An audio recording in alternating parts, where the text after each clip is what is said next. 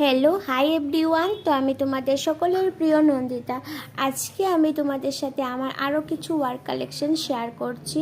স্ক্রিনে দেখতে পেলে তোমরা ফার্স্ট যে ওয়ার্কটা ছিল ওটা ছিল শাইনবোন্ড, আর এখন যেটা চলছে স্ক্রিনে এটা হচ্ছে স্মুথনিং।